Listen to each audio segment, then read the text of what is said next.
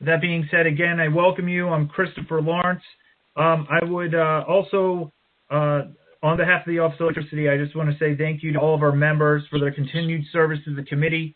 And again, I apologize for the technical issues that we're having. I also want to introduce my Deputy DFO, Matt Aronoff, who's also on this call.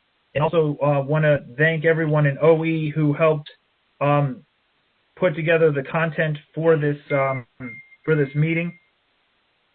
Wanda will go over the content of our meeting, but we do have a full agenda, and we're already 13 minutes behind because of technical issues. So we will try to stay as close to the agenda as possible in terms of times. As far as the presentations are concerned, we ask our speakers to remain as close to the time that we have allotted for each speaker to speak. And we usually would have a timer that you could all see, but unfortunately that's not going to happen right now. So I ask that you please try to time yourselves with your remarks. Everyone should know how much time that they have. We've had pre-meetings for that.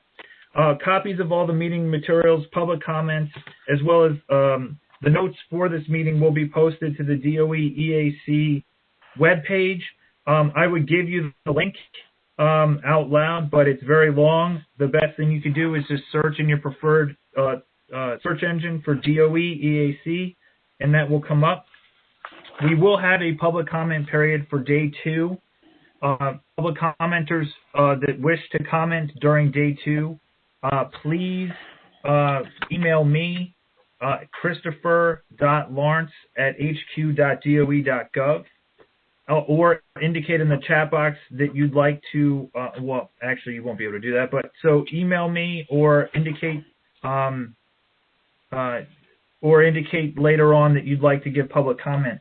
I will say that during the question and answer period from after each panel, the only people that can ask questions are EAC members. So if you are a general member of the public, or we understand that there are members of the media that are on this phone call, please save those questions and provide them to the speaker offline. With that being said, I do want to take roll. So the way we're going to do this is I'll start with the chair and vice chair, and then I will go alphabetically down the list of EAC members, and then I'll ask certain DOE folks to identify themselves. So first, Wanda Reeder. Yeah, I'm here. Hi, Wanda. Next, Vice Chair, Mike Hayek. Glad to be here, Chris. Yeah, I'm glad you're here too, Mike. All right. Now going alphabetical, Sharon Allen. I'm here. Hi, Sharon. Thank you. Chris Ayers from North Carolina Utilities Commission Public Staff. I'm here. Thank you. Tom Bialik from San Diego Gas and Electric. I'm here. Daniel Brooks from EPRI. I'm here, Chris. Laney Brown from Avangrid. Paul Ciccio from Industrial Energy Consumers of America. I am here. Thank you, Paul. Bob Cummings, Red Yucca Power Consulting. I'm here. Ann Delanella from Entergy. Yes, here. Hey, Ann. Hey. Kimberly Denbo from American Gas Association. Wouldn't want to be anywhere else. Sorry, we can't see your face, Kimberly. Sorry, you can't see mine. Thank you. Joy Ditto. I'm here. From APPA. I'm here. I just want to also let you know that I will have to step out for about 45 minutes mid-meeting to give a presentation. But I will be back on after that. Thank you, Joy. I appreciate it. Drew Fellon from Alliance Advisory Services. Good afternoon, Chris. Good to hear your voice. Good to hear yours, too. Thanks, Drew. Flora Flick, ATC retired. Hi, Chris. I'm happy to be here. Hi. Good to have you. Thank you for rolling with the punches, everyone. Sherry Gibbons from National Grid. Hey, Chris. President accounted for. Thank you. Dave Herlong from Florida Power and Light. Okay. Paul Hudson from General Infrastructure LLC. Morning, Chris. Thanks for having me. Morning. Thanks, Paul. Lola, I heard you. Hi, Lola. Hi, I'm here. Lola is with EPRI, for the record. Jordan Karam from Red Arrow Strategies. Present. Hey, Jordan. Mladen Kudovic from Texas A&M. Present. Clay Copeland from Cordova Electric Cooperative. Here. Thanks, Clay. Artie Kresner from Grid Connections LLC. Here. Hey, Artie. Glad you were able to get on. Yes. Glad to be here. David Liebeter from Hydro One.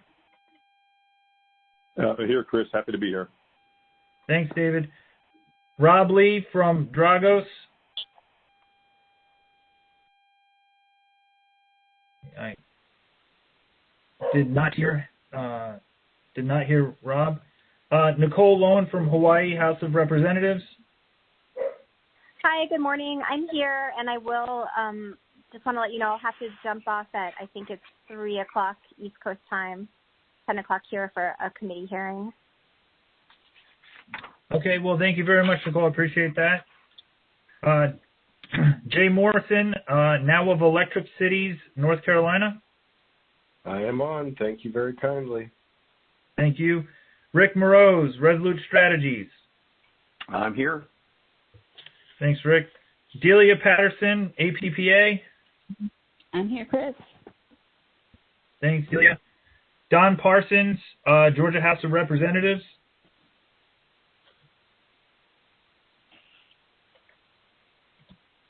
Okay, did not hear Don.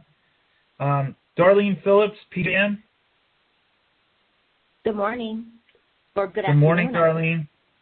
Oh yeah, good afternoon. I believe Paul Stockton was not able to join today, but I will say, Paul Stockton. Hey, I am Okay. on. I was able to change my calendar. Well, I'm flattered, Paul. Thank you. You bet. David Wade from Power Board Chattanooga. Hey, Chris. Hey, David. Thanks for joining. Craig Weiner from MITRE Corporation. Did not hear Craig. Tom Weaver from formerly of AEP. Tom's here. Hey, Tom. And finally, Jim Yacone of the Sands Institute. Hey, Chris, Jimmy Cohn checking in. Thanks, Jim. All right, thank you, everyone. Just recognizing a few DOE folks. I believe Pat Hoffman's on the line. Yes, I am. Hey, Pat. Is Chuck Kosak on the line?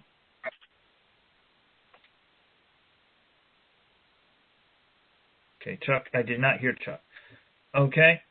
All right. Well, with that being said, I will now turn it over to the chair of the EAC, Wanda Reeder. All right, Chris, thank you. I got to say, this is amazing how fast everybody was able to switch gears and get on the WebEx via phone. So I appreciate your nimbleness and flexibility. Today we have an action-packed agenda, and it's going to get kicked off by Pat Hoffman. I think, we're all quite familiar with the game-changing transformation that's underway, and this presents a unique opportunity for all of us to hear different perspectives. Pat's going to kick us off with the different initiatives and an update from the Department of Energy's Office of Electricity. And then this afternoon... Sorry, Wanda, just real quick. If you are not speaking, please put your phone on mute.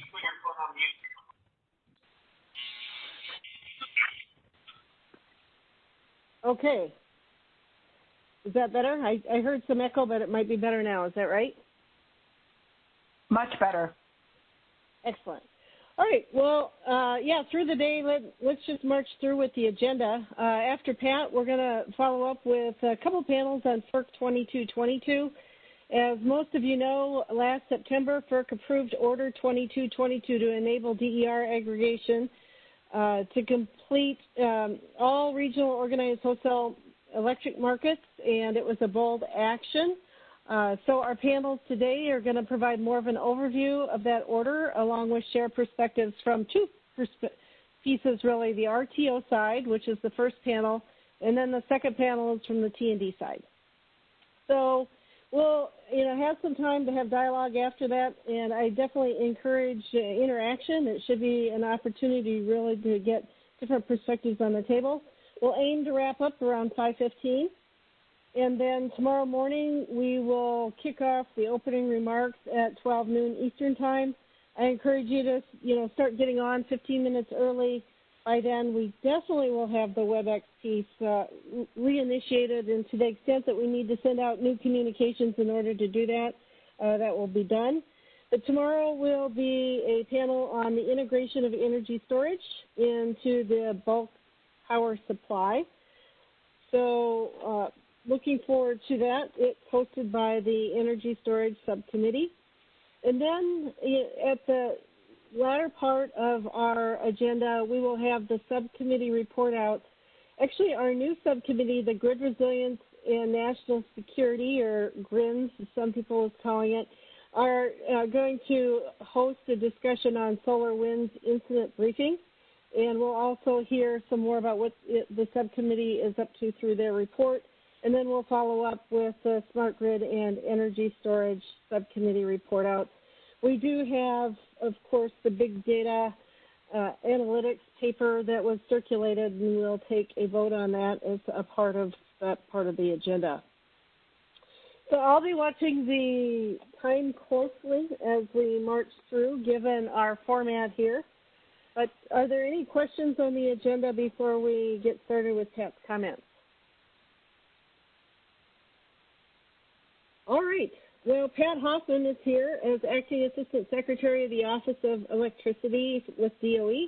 She's no stranger to us. She's been around and provided leadership in a variety of forms through the years. But right now, she is the Acting Assistant Secretary, and her focus of her responsibility is to provide leadership on a national level to develop technologies to enhance the security and reliability of energy infrastructure and facilitate the federal and state electricity policy planning that shapes electricity and market operations.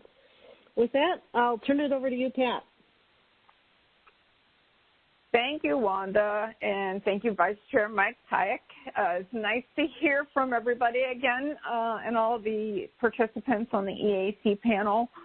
One thing that I do want to say is that I sincerely appreciate all your support, participation, and engagement on the EAC. It is a valuable group to provide feedback and guidance to the Department of Energy, as you have done strongly in the past, and we take your advice and consideration and recommendation in our activities and our R&D programs and our priorities and some of the things that we recommend throughout the department, as well as to the extent possible we can influence other organizations and agencies with some of the findings by the EAC. We do so. So I really do appreciate the constructive discussions that this committee leads around topics. We all are very familiar that we have a challenging set of topics facing the industry today, so it's not for a lack of work and discussion that is required in this sector. But it does provide some excitement and opportunity, such that this is an exciting time frame to be in the sector. So with that, I thought I would just highlight a couple things today. And I'm not going to talk that long, so I will keep us all on time. And I'm sure Chris will be happy with that.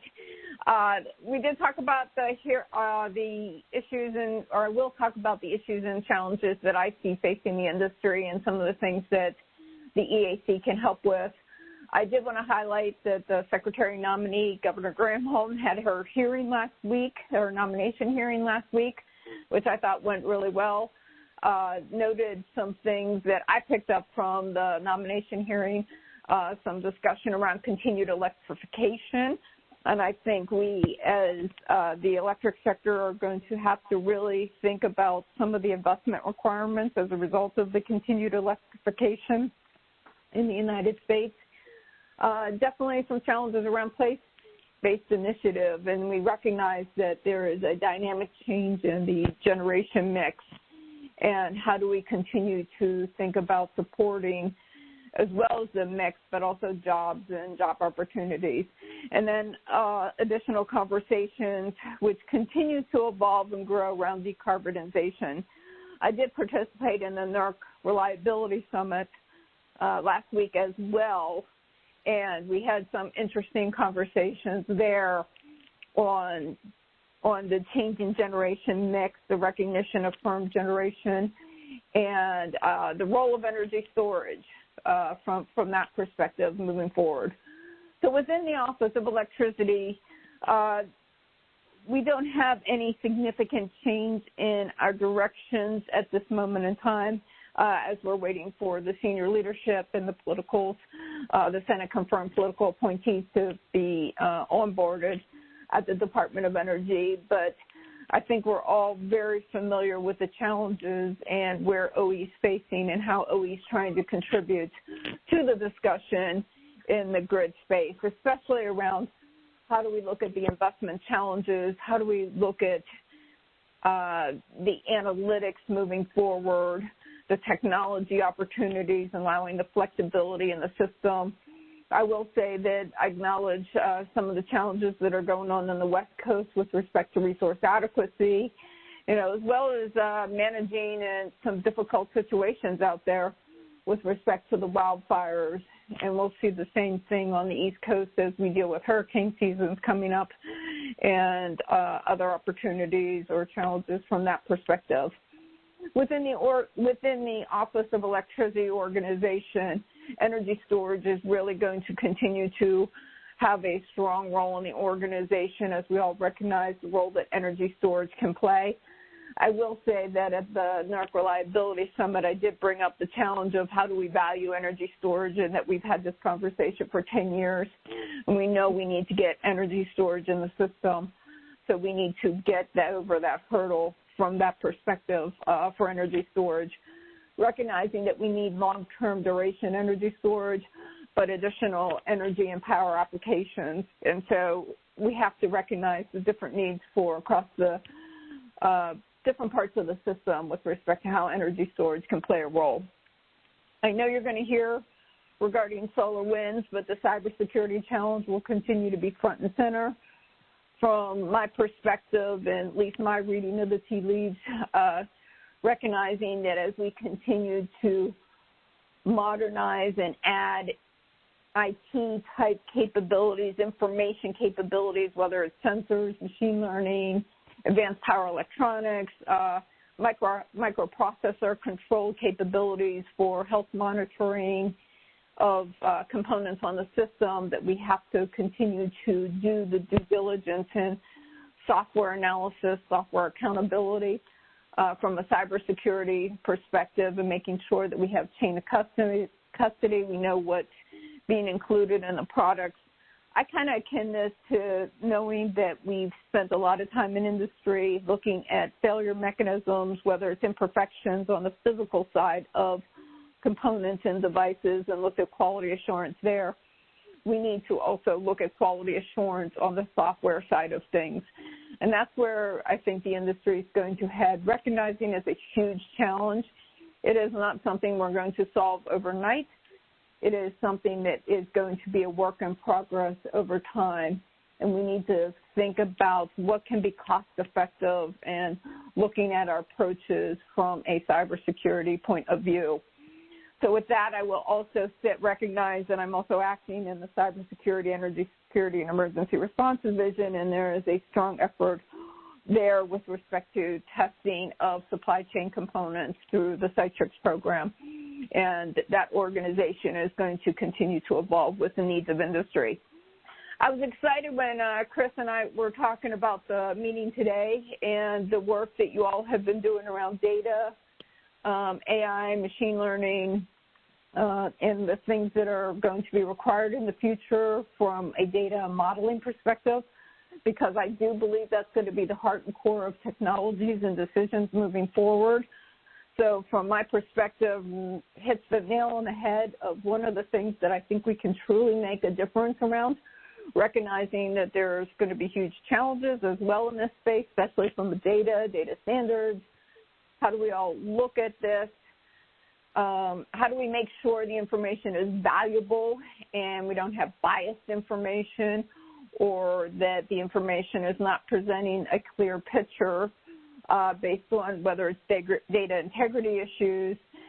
I think we have to tackle that as an industry writ large. But if anything, we can look at fact-based decisions. We can look at how the system is operating and be able to really define some of the investments moving forward. As policy decisions are made, we can follow up with what are the system requirements moving forward. And so I think that is an important contribution as we look at whether it's DER, whether we look at boundaries with respect to how much, whether it's demand response or the resource adequacy challenges will affect the system. And so I think those are important conversations for the committee, and I appreciate the committee taking on very strong efforts in this area and providing recommendations to the department. And I look forward to continued discussions once I receive those recommendations from the committee. I won't dive too much more in the resource adequacy issue. I brought that up as an issue. I think there are opportunities as we look at what is the approach by industry for wildfire mitigation. As we look at can sensors and other technologies really provide support to the system from a wildfire point of view. So I know within the department we are looking at that, and I know there has been some legislative bills on the Hill focused on kind of wildfire mitigation, because I think that is going to continue to be a topic that's going to raise attention within the administration, but also within the department and industry writ large, from the Electric Sector Coordinating Council Committee and from other conversations that I've had from the industry. As we look at investments moving forward, I just continue to support any sort of investments that can help add more flexibility on the system as we look at operations and we look at whether it's called system inertia and other things. I think we want to make sure that we have as much flexibility on the system as possible, especially with the integration of distributed energy resources, renewables, and other variable technologies. So with that, those are what I would say are some of the highlights that I wanted to bring up. I'm sure I could bring up a lot more, several more options and topics, but I'm going to pause there and take any questions that the committee members may have, but also recognize that this is the beginning of an administration. And so please stay tuned, because additional conversations will occur and request as the political leadership comes on board and as we see how some of the policy objectives and as well as technology challenges continue to evolve over time. And so I appreciate, once again, everybody's participation in the committee. I do respect and value your constructive discussion and input that you do provide the department. And with that, Wanda, I will turn it back over to you. Thank you. All right, Pat, thank you. Is there any questions from the committee? Sure, Wanda. This is Tom. So, Pat, this is Tom Bialik from SDG&E. I appreciate the perspective on resource adequacy and what's happening out here in the West. I know that there are active proceedings and conversations here with regards to what does that mean. Have you considered what role DOE might have as far as informing some of those conversations? For example, one of the pieces that seems to be missing from the conversation is the idea that there's differences between different types of resources and what exactly that means. For example, a megawatt of fossil isn't the same as a megawatt of solar, isn't the same as a megawatt of wind, but a lot of that's really sort of being glossed over because I think people don't want to sort of bring up those issues or try to address those issues, which arguably are really significant to addressing the overall resource adequacy in the West. Yes, that's a very important point and question, and I do believe that DOE has a role to making sure that people are educated on the nuances around the different generation technologies and the services and capacity they provide, and that a megawatt of renewables is not equivalent to firm generation from some of the, what I will say, fossil fuel-based resources, but we recognize, or at least I recognize, the differences in the conversation that must evolve back to firm generation, flexible generation, and variable generation, and how we need to look at the system operations and support and integration of all those technologies. And I know that I only spoke resource adequacy from the generation point of view, but also on the flip side, I did not bring up, but I should have brought up, is also the transmission investments and also transmission opportunities as we look at the system itself and the capacity on the transmission system writ large. So I do believe you bring up a very good point, and we're committed to helping to continue to educate folks on the dialogue in that area. This is Mladen Kezunovic. Can you hear me, Pat? Yes, I can. Okay, so this is, I'm with Texas A&M University. Can you reflect briefly on the thinking on resilience? Because as you may know, and probably agree, it has many different, facets to it, and depends what one looks at. And the definition that is floating around, about low probability, high impact is only covering some aspects of the problem. There are many other, weather impacts, for example, from the regular storms. 70% of outages are attributed to the regular storms, not to any extremes. And 90% of the customers are affected by that.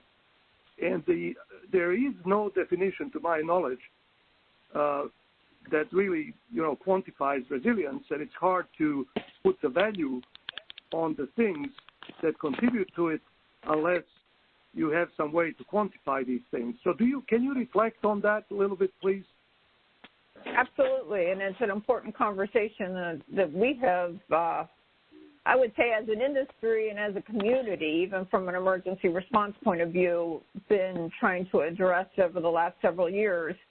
Resilience is the ability to prepare for, mitigate, respond, and recover from any event that occurs, whether it's natural or man-made event. The issue that you appropriately bring up is how do we quantify resilience and how do we value system investments or investments in resilience?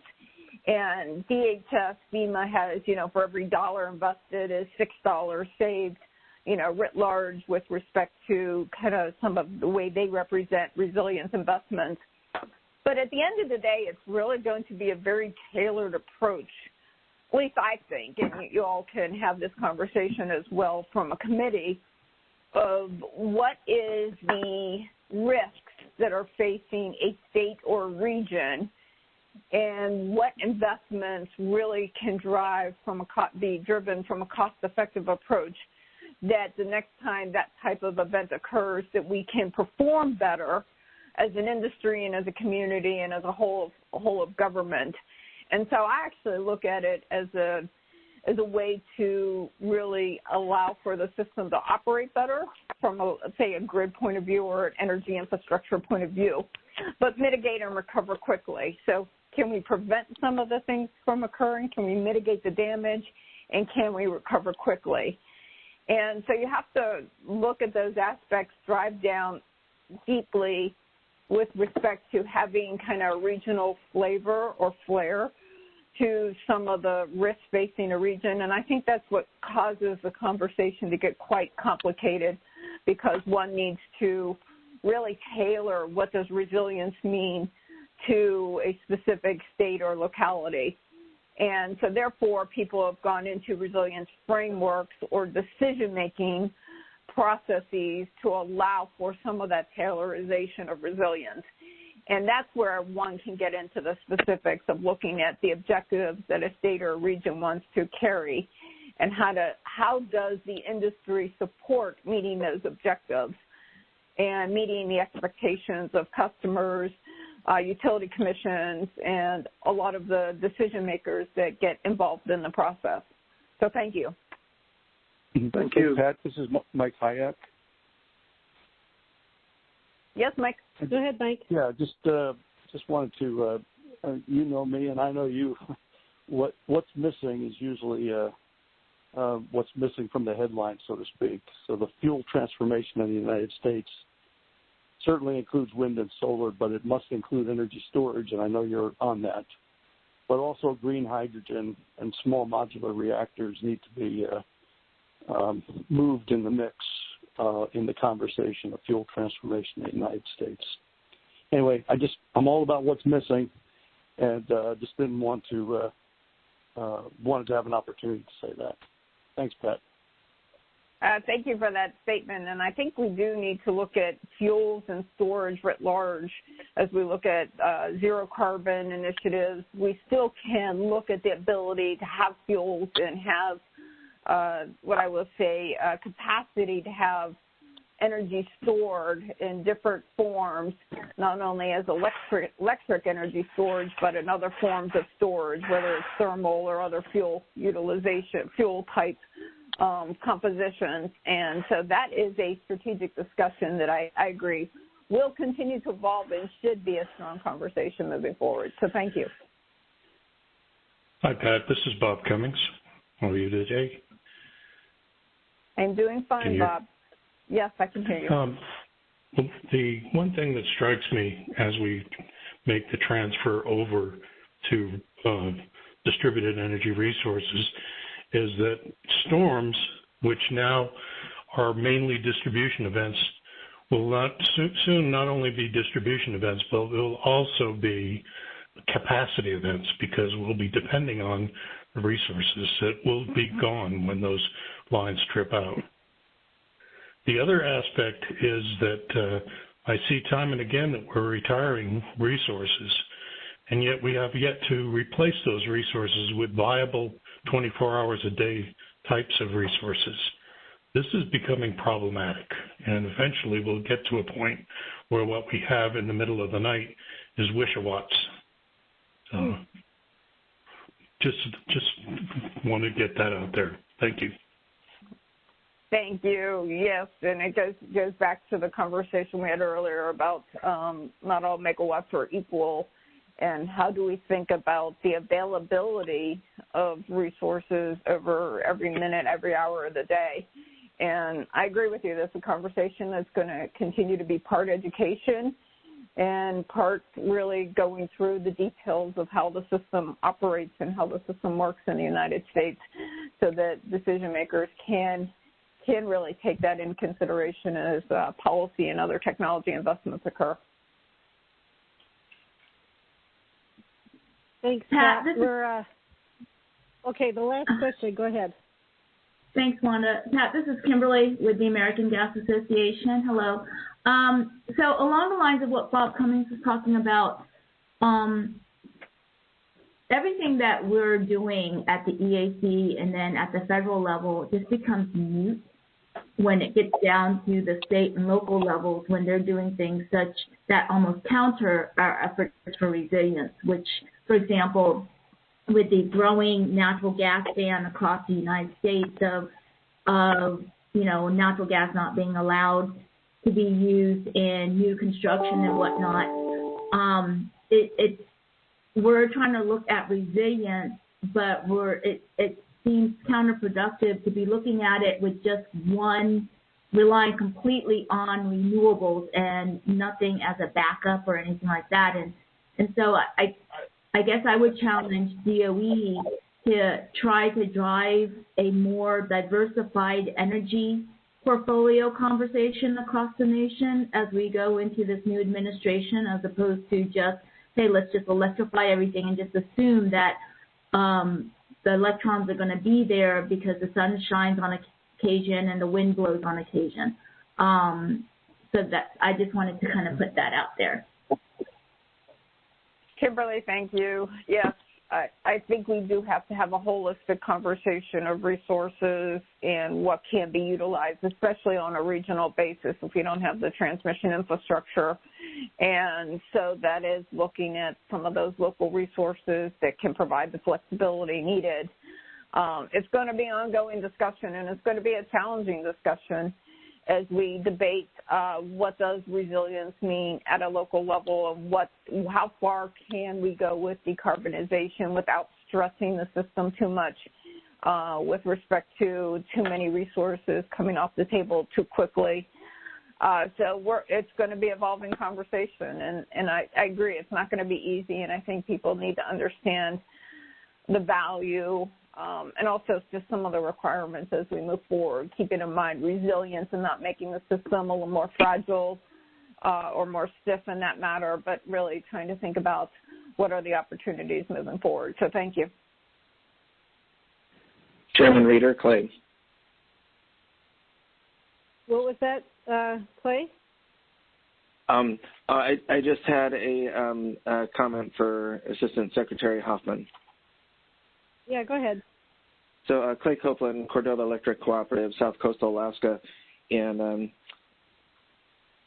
Assistant Secretary Hoffman, Alaska is kind of out on the bleeding edge of climate change, as it were, and have been operating remote isolated microgrids for 100 years in some cases, and had a lot of adoption of and replacement of fossil fuels with renewables, so we have some integration skills and so forth. So I've really appreciated being able to engage with this committee and also the high levels of engagement between Department of Energy and the state of Alaska and our stakeholders, and the Arctic Research Center that NREL is now hosting here.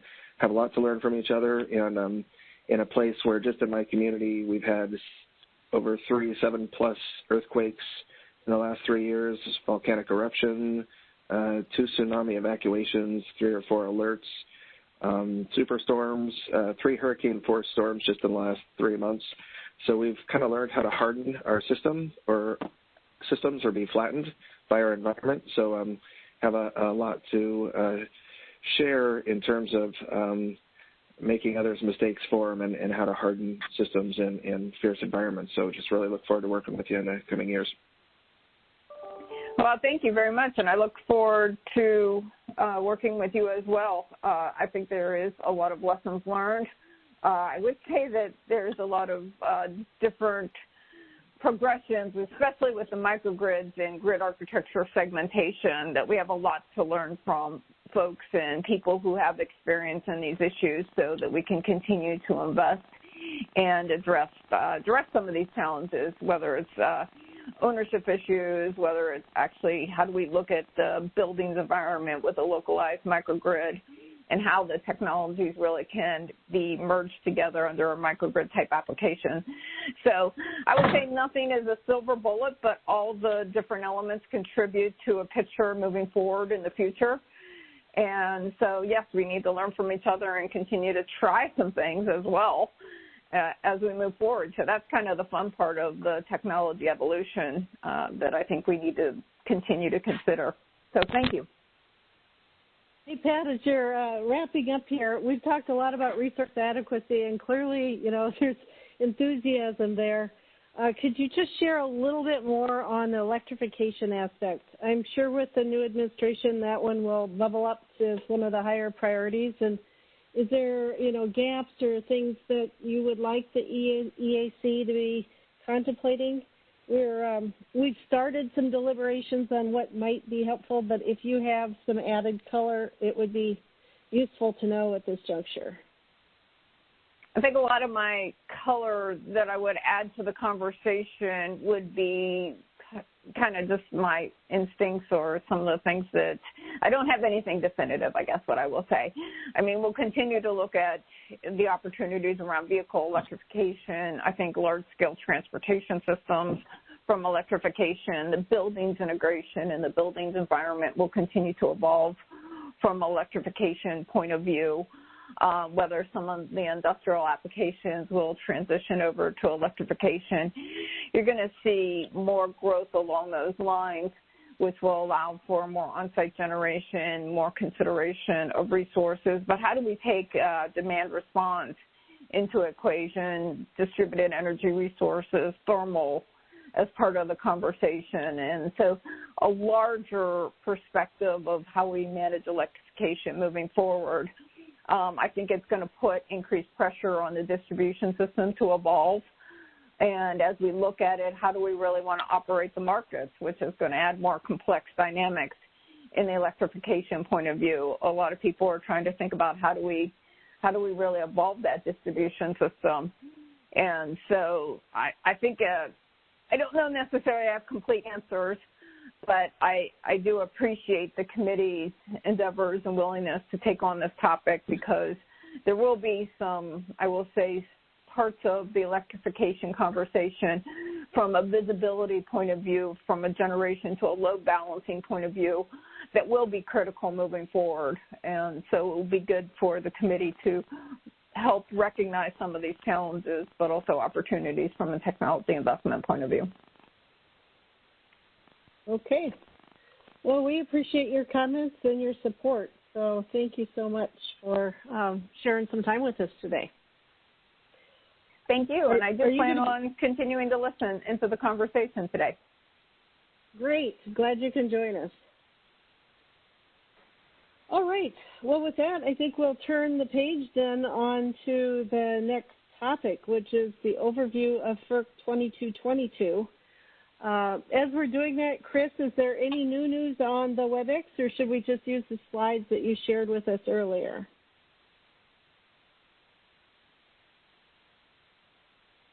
Wanda, so far no news on the WebEx, so please, and I believe David Cason said his line dropped. This is fun. David, are you back on? I am back on. Can you hear me? Okay. I'm just, man, if this isn't a fun time, please let me know when it gets here. David, so Wanda, yeah, we're going to go with, if everyone has the presentations, please just follow along the old-fashioned way, and we will try to figure something out for after the break. All right, that sounds good. David, we can hear you, so that's great news.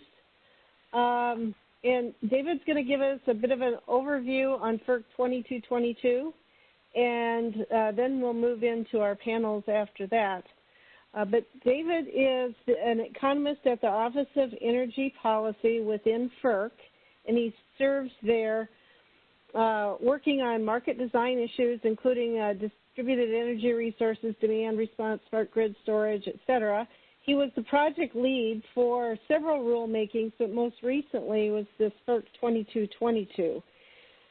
So during 2013, he was on temporary assignment to the White House Council on the Environmental Quality, where he focused on federal agency demand management issues.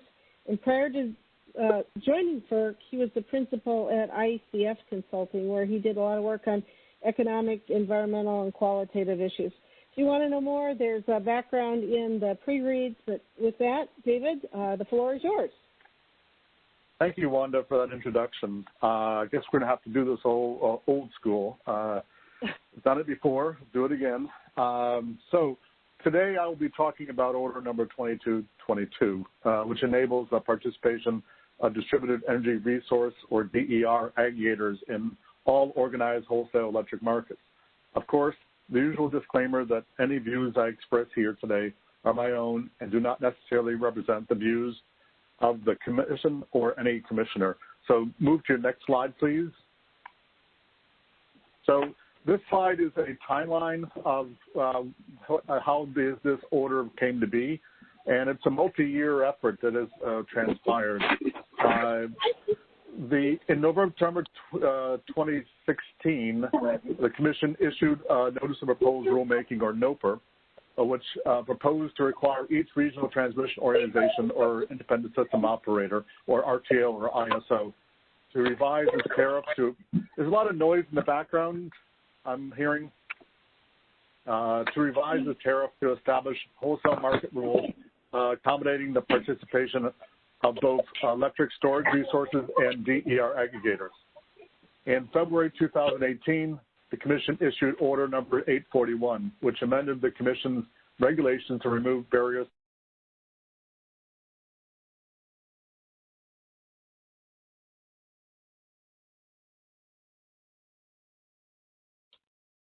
David, your phone went on mute. Can you unmute yourself?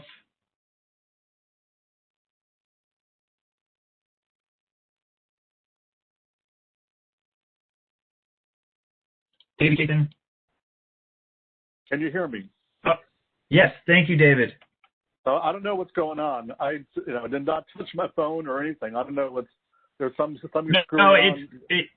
No, it's all good, David. Yeah, you should be good to go. All right. Where did you last hear me? Where was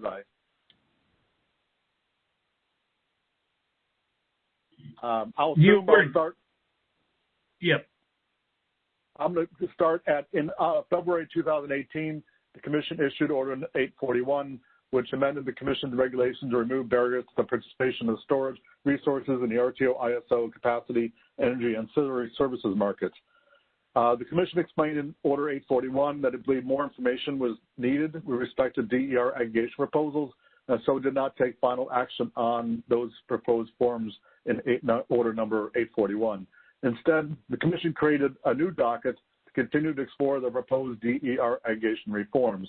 In April 2018, the Commission held a technical conference and subsequently invited public comments after the conference. In September 2019, the Commission issued data requests to the RTOs and ISOs to gather additional information on interconnection issues. On September 17, 2020, the Commission issued Order Number 2222. RTOs and ISOs must submit filings comply with the rule by January 19, 2021. Can it move to the next slide, please? So this gives us a little bit more information about the procedural background. As I indicated, 2222 derives from the NOPR that was issued in 2016. And the NOPR proposed to require each RTO and ISO to revise the tariff to establish a participation model consisting of market rules that recognizing the physical and operational characteristics of electric storage resources accommodates our participation in the organized wholesale electric markets and allow distributed energy resource aggregators, including electric storage resources, to participate directly in the organized wholesale electric markets. As mentioned earlier, when Order Number 841 was issued in February of 2018, a new docket, RM18-9, was created to address DER aggregation to collect additional information to improve the record. Move to the next slide, please. This is about a summary of what's in the order is covering. In the final rule, the Commission found that the existing RTO ISO market rules are unjust and unreasonable because of certain barriers to DER aggregation participating in the markets. The Commission found that where these barriers exist, resources that are technically capable of providing services are precluded from competing with resources that are already participating in the markets, which reduces the efficiency of the markets and may lead an RTO or ISO to dispatch more expensive resources to meet its system needs. Such barriers can emerge when the rules governing participation in those markets are designed for traditional resources and in effect limit the services that emerging technologies can provide. For example, DERs tend to be too small to meet the minimum size requirements to participate in the RTO ISO market on a standalone basis and may be unable to meet certain qualification and performance requirements. Existing participation models for aggregated resources, including DERs, often require those resources to participate in the RTO ISO markets as demand response, which limits their operations and the services they're eligible to provide. The Commission found that by removing these barriers, the final rule will enhance competition in the markets and ensure that markets produce just and reasonable rates. Therefore, pursuant to the Commission's authority under Section 206 of the Federal Power Act, the Commission modified its regulations to require each RTO ISO to revise the tariff to ensure that its market rules facilitate the participation of DER aggregations. Let's move to the next slide, please. This is the definition of DER. Order 2222 defines a DER as a resource located on a distribution system, any subsystem thereof or behind a customer meter. The Commission explained that the definition is intended to be technology neutral to ensure that any resource that is technically capable of providing wholesale services through aggregation is eligible to do so. The Commission also explained that these resources may include but are not limited to resources that are in front of and behind the customer meter, electric storage resources, intermittent generation, distributed generation, demand response, energy efficiency, thermal storage, and electric vehicles and their supply equipment. The Order 2222 defines a DER aggregator as the entity that aggregates one or more DERs for purposes of participation in the capacity, energy, and/or ancillary services markets of the RTOs and ISOs. The Order 2222 emphasized that the DER aggregator is the market participant, not the DER, and the aggregator is responsible for interfacing with the transmission operator and ensuring that its aggregation meets all applicable requirements. Next slide, please. This is talk about Commission jurisdiction. With respect to FERC's legal authority to issue this rule, the Federal Power Act authorizes the Commission to regulate the wholesale sale of electric energy and interstate commerce, including all rules, regulations, practices, or contracts affecting wholesale rates. In Order number 2222, the Commission found that the sale of electric energy by DER aggregators into an RTO ISO market are wholesale sales subject to Commission's jurisdiction, and that sales into the market by DER aggregators from demand resources, such as demand response and energy efficiency, are practices affecting wholesale rates. The Commission clarified that in this rule, it is only exercising jurisdiction over the sales by DER aggregators into the RTO ISO markets, and that an individual DER's participation in a DER aggregation would not cause that individual resource to become subject to requirements that apply to Commission jurisdictional public utilities. The Commission also recognized a vital role for state and local regulators with respect to retail services and distribution system matters. The Commission emphasized that nothing in the rule prohibits the right of state and local authorities to regulate the safety and reliability of the distribution system. The Commission also declined to include a mechanism for retail regulatory authorities to prohibit DERs from participating in aggregations, otherwise known as an opt-out. The Commission explained that this decision was consistent with the Commission decision not to include such an opt-out in 841, which was upheld by the D.C. Circuit Court in July of this past year in the NERICS decision. In evaluating whether to exercise discretion to grant an opt-out, the Commission found that the benefits of allowing DER aggregators broader access to the wholesale market outweighs the policy considerations in favor of an opt-out. However, in recognition of the greater burden that the final rule places on smaller utility systems, the Commission was persuaded to provide a so-called opt-in mechanism for utilities that distributed 4 million megawatt hours or less per year, similar to the opt-in mechanism that already existed for demand response aggregations from orders numbers 719 and 719A. Turn to the next slide.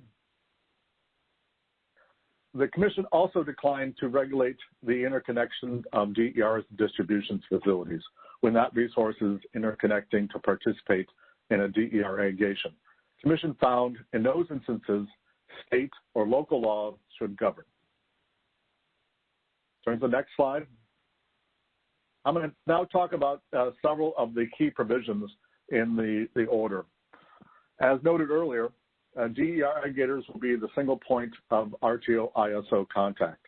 They will have to serve as a public utility according to FERC regulations and all the various aspects having to be a market-based rate authority, electric quarterly reports, et cetera. And they'll also be responsible for managing, dispatching, metering, and settling of the individual resources within their aggregation. This means that individual DERs will not be subject to any of the telemetry, et cetera, requirements that the RTO and ISO may specify. The aggregator will be the interface with the RTO ISO. The Commission directed that heterogeneous aggregations, i.e. aggregations that contain different resource types, must be allowed. A good example of this type of aggregation would be an aggregation that combines solar generation with distributed storage. Nevertheless, the Commission is technology neutral and is interested in having the market and innovators develop combinations of resources. However, please note that the participation in demand response in DER aggregations will be subject to the opt-out and opt-in requirements of orders numbers 719 and 719A. Order 2222 did not propose to change this part of our regulations. In states that have opted out of demand response aggregation, DER aggregators will not be able to base their aggregations on demand response or incorporate demand response as part of a heterogeneous aggregation. The Commission also chose to set a minimum size requirement for DER aggregation to be no more than 100 kilowatts. This minimum size requirement matches the minimum size determined in order number 841 on storage and is the same used for demand response aggregation most of the RTOs and ISOs. The rule does not adopt a set maximum size for a DER aggregation. Turn to the next slide. With regards to individual resources, Order 2222 does not adopt a set minimum or maximum size of resources that can participate in an aggregation. But the Commission did direct each RTO ISO to propose a maximum size for individual DERs.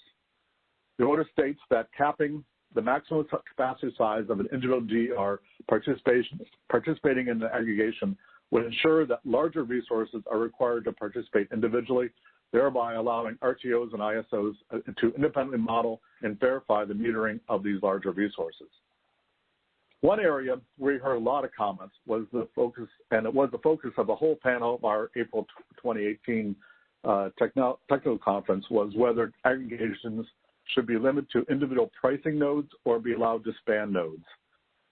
In this order, the Commission took a more flexible approach, but any locational requirement proposed by an RTO or ISO must demonstrate it is geographically broad and technically feasible.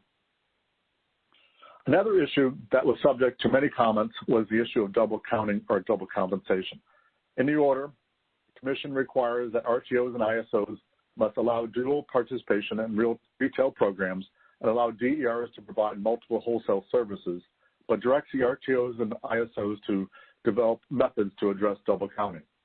Note that the the order reiterates the ability of state and local regulators to be able to condition a DER's participation in a retail DER program on that resource not also participating in the RTO ISO markets. Turn to the next slide, please.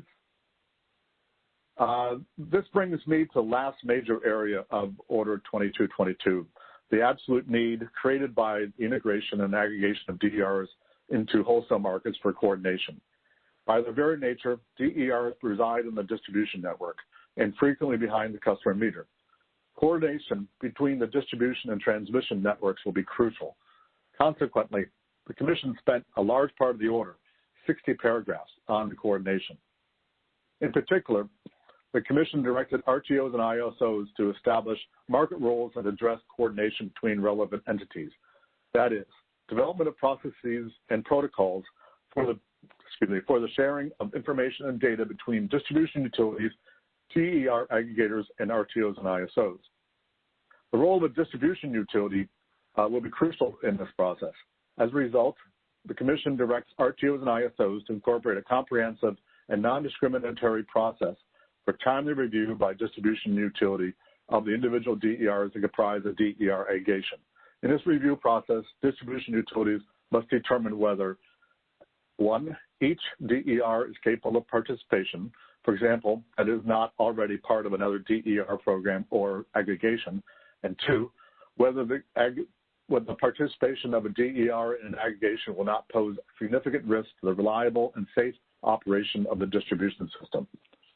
A third requirement is to develop a process focusing on ongoing coordination during the operating day. Real-time coordination will be crucial. For example, if after a DER aggregation has cleared its bid in the day-ahead market, there is an unforeseen problem on the distribution system that affects the operation of a DER or a group of DERs with an aggregation, a DER aggregation may not be able to meet its schedule. Information about the outage needs to be communicated to the aggregator by the distribution utility, and the aggregator will need to be inform the RTO ISO of its inability to meet its schedule or adjust their schedule accordingly. This will allow the RTO ISO to dispatch other resources to meet any shortfall. This will all need to be done quickly. Finally, the RTOs and ISOs must identify how it will accommodate and incorporate voluntary states and local regulators' involvement in coordinating the participation of aggregated DERs in the RTO ISO markets. Based on the information that I have been able to discern over the last several months, RTOs have placed a great focus on the coordination as they are considering how to comply. So have other industry efforts. For example, EPRI's Transmission Distribution Coordination Working Group has shifted its efforts to much more focus on this issue of coordination brought up in Order 2222, particularly all the information and communication flows that will be needed for seamless operation. So the next, turn to the next slide. This is just another reiteration of the timing for the compliance. The Order 2222 requires each RTO and ISO to file the tariff changes needed to implement the requirements of the final rule within 270 days of the publication date of this final rule in the Federal Register, i.e., compliance is due on July 19th, 2021. And with that, I've done with my presentation, and I thank you. And actually, I'm not sure how many minutes we have left, but I'm ready to answer questions in the remaining time. If I cannot answer the question, there are several other FERC staff attending who can answer. We will also be participating in the discussion later if we have other further questions.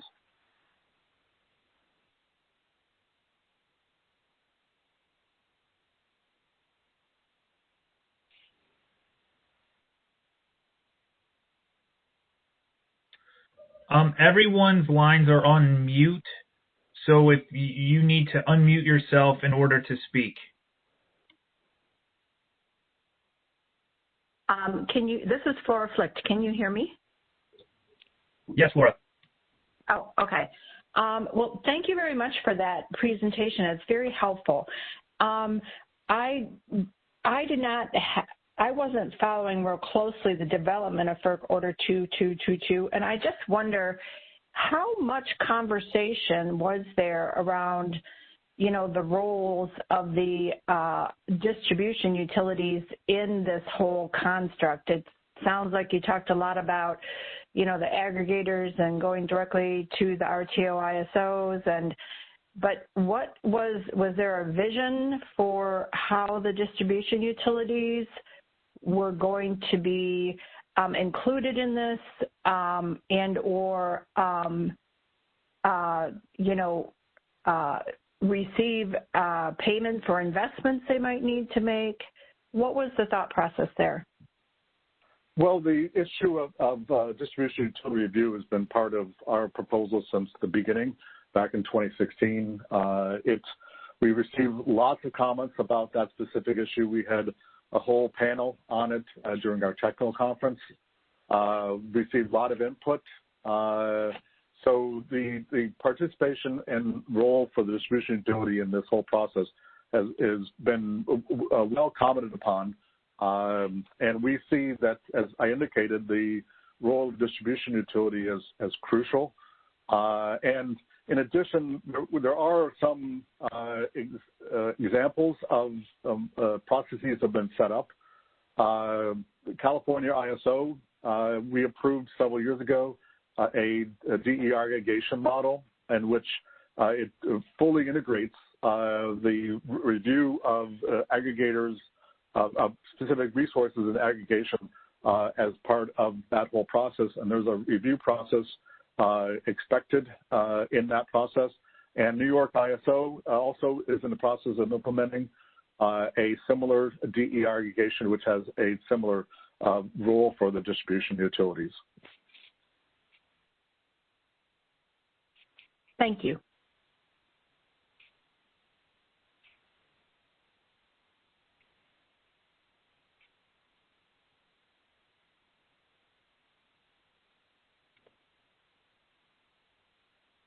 Dave. This is Sharon Allen from SEPA.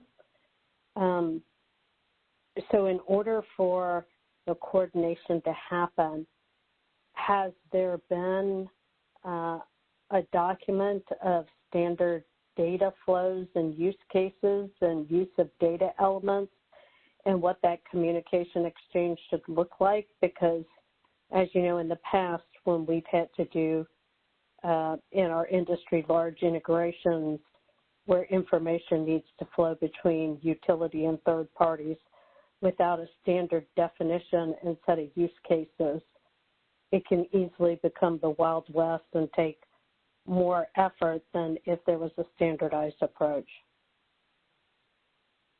I think that those standard approaches are being developed as we speak. As I indicated, the UPRI T&D coordination effort is working to develop those use cases, those data flows, those information needs. As I indicated, many of these structures were set up already in the California ISO as part of their process. And I believe that I just saw a note that NASB may actually also be looking at this issue.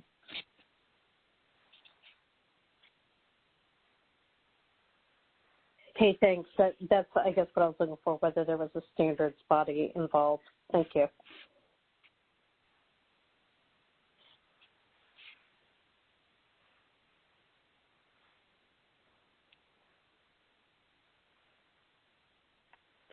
Dave, this is Bob Cummings. Can you hear me?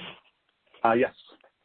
Just to sort of follow on that last question, also there's IEEE P2030.11, which is the DER management system guideline that's under ballot. That is going to help to define the data. I think it'll work pretty nicely with the elements of 2222. The only other comment I noticed is that essentially we talk about the ISO RTO community, the distribution utility, but there's little to no mention of the transmission utility or the balancing authority who would actually dispatch the resource for balance. So was there ever any consideration of balancing authority's role in 2222? Let make sure I understand your question, because in the RTO ISO markets where this applies, this does not apply outside of the RTOs and ISOs. The RTO and ISO is the entity doing the dispatch. So you're assuming that the ISO RTO is the balancing authority? That's I think would be the underlying assumption. That's correct. Okay, because it wouldn't work otherwise. The balancing authority has to be involved in that dispatch. Thank you. Is the floor open for comments from the public?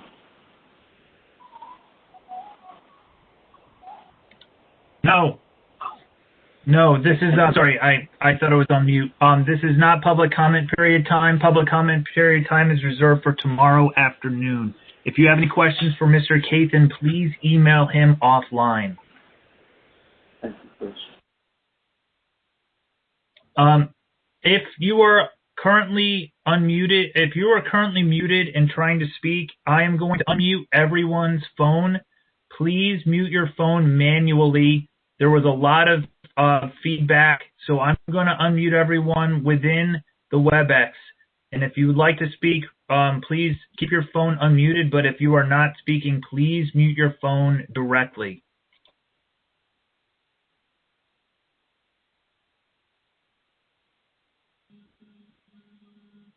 What I believe you were trying to speak before, can you try speaking? I can't hear Wanda. Flora, how did you unmute yourself? I hit *6. Okay, *6 to unmute yourself. Okay. Wanda had next. Chris, can you hear me now? Yes. All right. Well, I appreciate the questions, and David, your thoughtful responses and presentations. I appreciate your participation through the rest of the panels here. I think in the interest of time, we need to move on into our first panel, which is the aggregated DER participation in the ISO RTO markets enabled by FERC 2222. Daniel Brooks is going to be our moderator. Daniel, are you on the phone?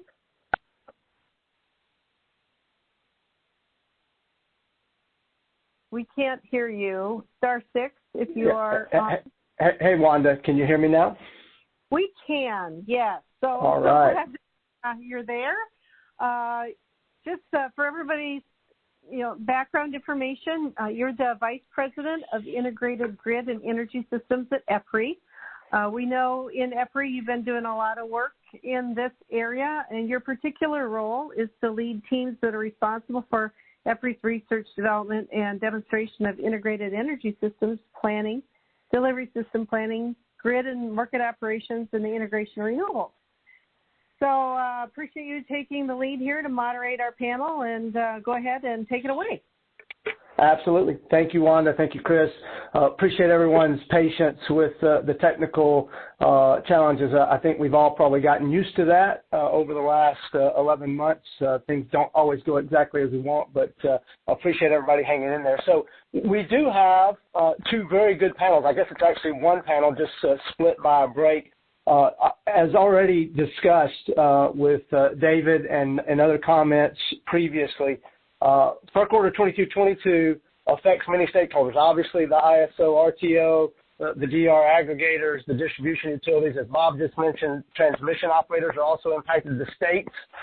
So we've tried to pull together a panel that has perspectives from those various stakeholders for the EAC to hear those different perspectives to be able to answer questions. And so the first part of our panel before the break here, we have sort of the state regulatory perspective as well as the ISO RTO perspective with three fine speakers here.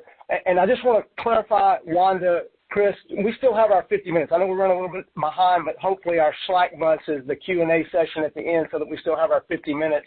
If not, text me and let me know that. I'm going to moderate the three speakers here to the time that I had allotted to them in our prep work. So unless you tell me differently, each of the speakers will have 12 minutes. We're going to start with Paul Schalander giving us sort of the state regulatory perspective. So Paul is in his fourth term with the Idaho Public Utilities Commission and was recently elected to serve as president of NARUC, the National Association of Utility Regulatory Commissioners. As a member of NARUC, Paul is on the board of directors and executive committee. He previously worked with NARUC's Committee on Consumer Affairs and its Electricity Committee and is past chair of the Committee on Telecommunications. So with that, Paul, I'm going to hand over to you. You'll have to hit star 6 to come off mute and your own phone mute if you're double muted. And you've got up to 12 minutes if you need it.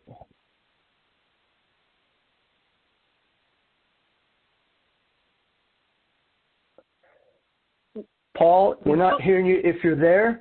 If you can come off of mute by pressing star 6 and maybe even your own cell mute or your landline mute.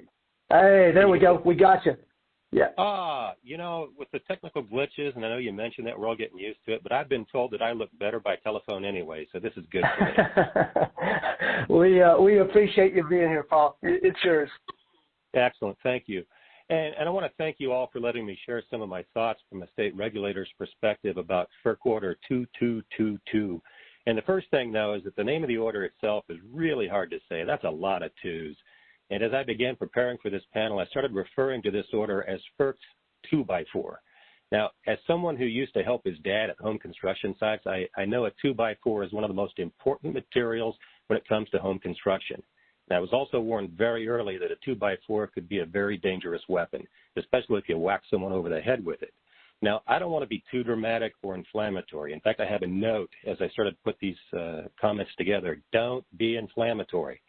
But as state regulators, I think we kind of feel that we were beaten over the head just a bit with FERC's 2x4. Now, before I get to the objections that states have with the outcome of the order, let me say this up front. state regulators do not want to be obstructionists here, and we're not trying to hide under a rock and suggest that rules and standard practices as they relate to DERs are unnecessary. We all know that a clearer path is needed as we try to develop a reasonable path forward for DERs to participate in both the retail and the wholesale markets.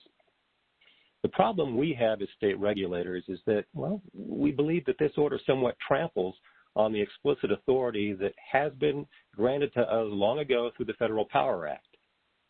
As state regulators, we've all been exposed to the impacts that DERs are having on distribution-level regulatory actions. We all see that the electricity sector is feeling the disruptive nature of an increase in DER penetration and the potential problems that this might present to their existing value propositions. And the story that continues to be repeated at conference after conference is that the days in which the electricity sector relies heavily on centralized large generation facilities are numbered. And whether we believe this or not, a great deal of the conversation that pushes and promotes the grid of the future almost always paints an image where DERs play a significant role in displacing centralized generation plants. Again, whether you accept this as an accurate picture, regulators are not trying to be obstructionists, and we're not hiding from the need to address how DERs participate in the evolving electricity ecosystem that includes both the distribution and the transmission system. So now let me turn more directly to FERC's 2x4, and here's our main concern as state regulators. Our concern, whether it's this order or some future proceeding, is to ensure that the state's legitimate right to play its role in this discussion and this changing and evolving landscape isn't trampled on, ignored, or further eroded. And why is that important to us? Well, in part, because we're not like every other stakeholder. As state regulators, and I'm not trying to sound special here, we represent the authority of specific sovereign states as it relates to regulated utilities. We have specific roles and responsibilities that are carved out for us explicitly in federal and state laws. Again, we're not like every other stakeholder. So that prompts me to move to the order itself. And by the way, I thought the initial presentation on the order from the FERC representative was solid, easy to understand, and thank you for that. When we as state regulators look at some of the major components of the order, the majority of the outcomes seem fairly reasonable and offer some clarity, which is always useful. The material on the DER minimum size requirement is 100 kW was called out. That seems consistent. It seems reasonable. The locational requirements seem to be acceptable, easy to understand. The role of distribution utilities offers some additional clarity. And while I'm talking about some of the positive pieces of the order, I want to mention that this order also brings some certainty into the conversation that's extremely important. And what I'm referring to is the fact that the order defines what DERs mean from FERC's perspective. That's critical, because this is going to have meaning going forward as more DER-related proceedings come before FERC. So in future proceedings, we will at least know what the common definition as far as FERC is concerned it is going forward. That's important. So what is FERC's DER definition? And I think that's critically and important. It's been mentioned before, but DERs are, under FERC's definition, small-scale power generation or storage technologies within the limits that were described that can provide an alternative to or an enhancement of the traditional electric power system. And these can be located on an electric utilities distribution system, a subsystem of the utilities distribution system, or behind a customer meter. And it could also include electric storage, intermittent generation, distributed generation, demand response, energy efficiency, thermal storage, or electric vehicles and their charging equipment. So at least now we have some clarity as to what FERC considers a DER, and I think that has a lot of value going forward. But here are the areas that we as state regulators have some concerns with. And one of them was already mentioned, and that's the fact there's no opt-out provisions for states included in this order. And we also have some concerns about how the double counting of services is going to be addressed going forward. So let me attempt to address the state's concerns directly connected to the order, and let me start with the double counting issue. What is the real problem with double counting? From our perspective, it's a payment consideration, and to some extent, it's an accounting consideration, and it could overstate the amount of DERs and renewables on the system.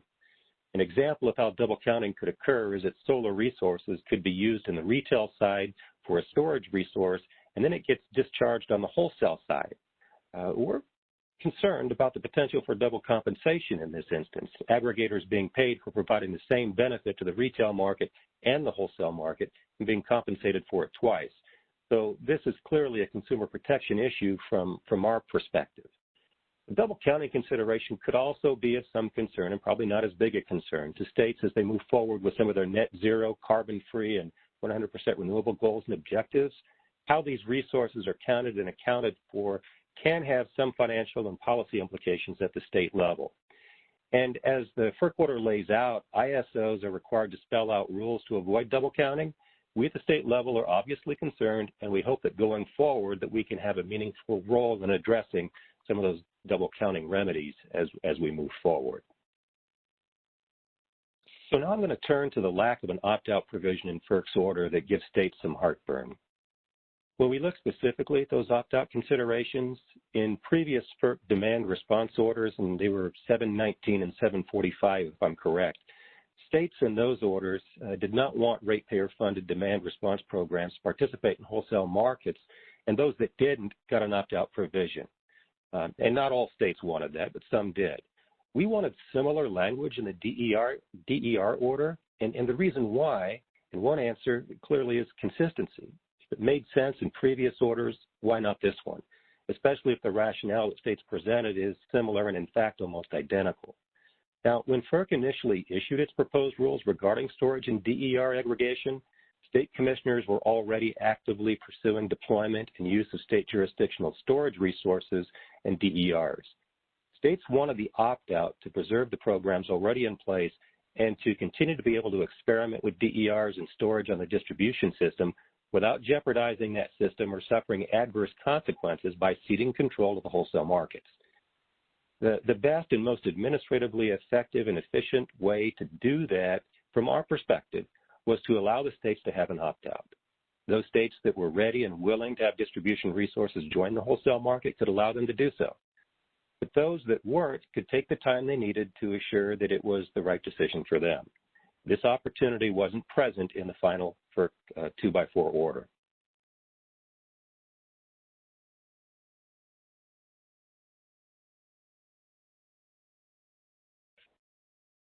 Paul, we dropped you there if you're still talking. Not sure if you got back on mute somehow.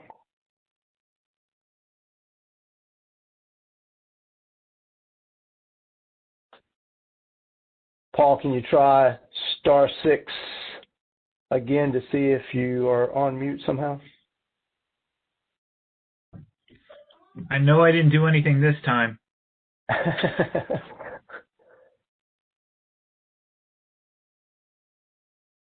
Paul, I'm not sure, but we seem to have lost you.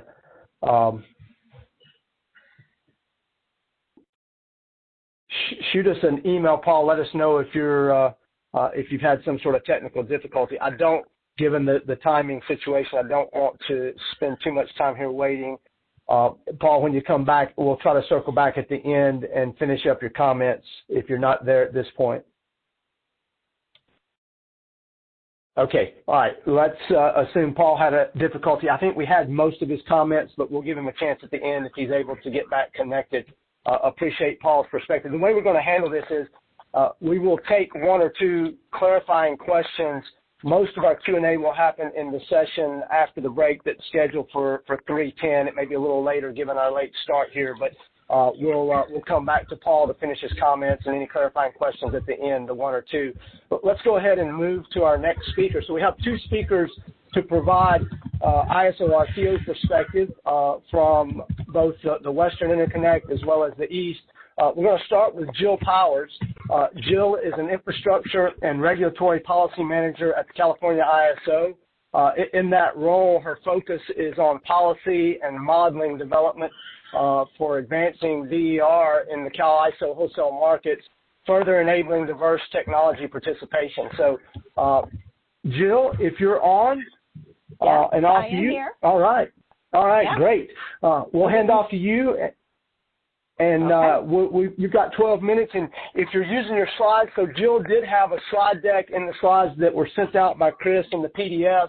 If you open up Jill's slide deck, she'll let you know when to switch slides as she's going along so that you can stay connected with her slides. So, Jill, I'll hand it to you.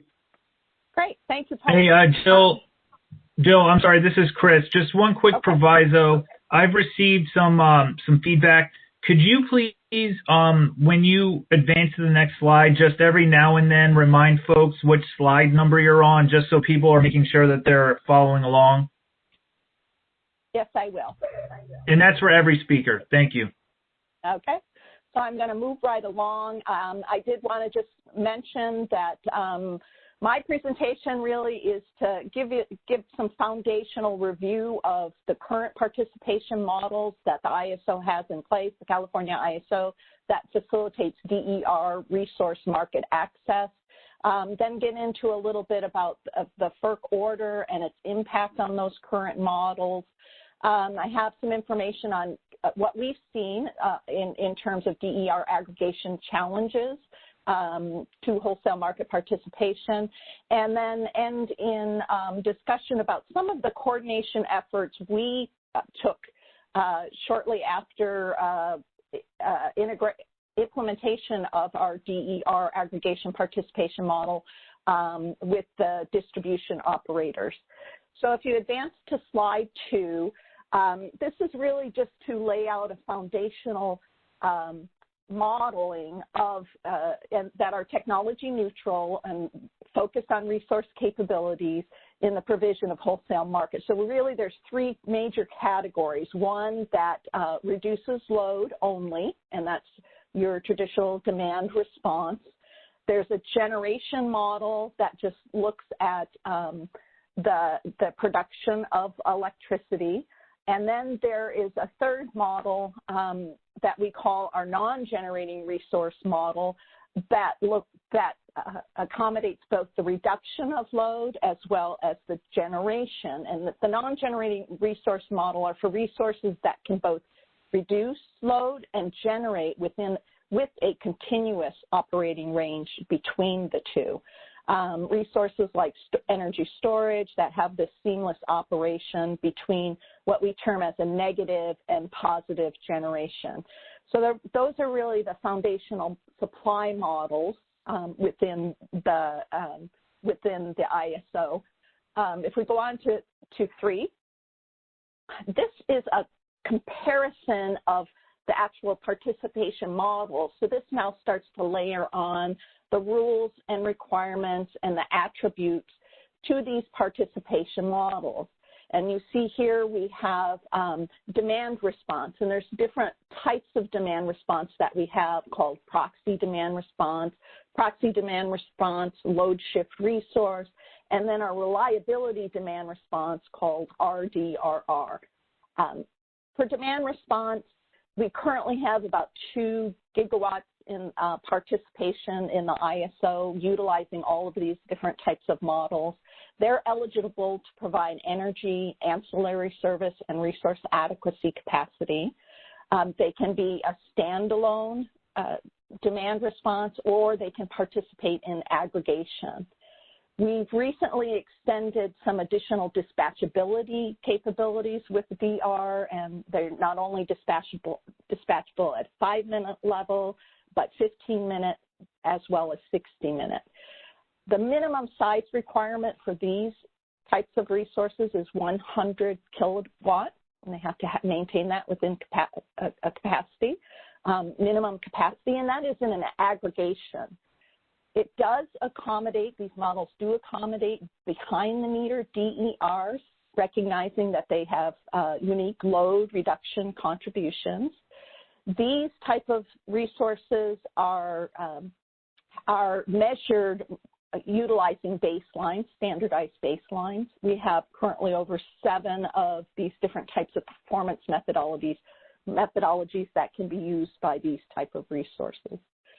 In the second column, this is the information about non-generating resources, more of the layered policy information.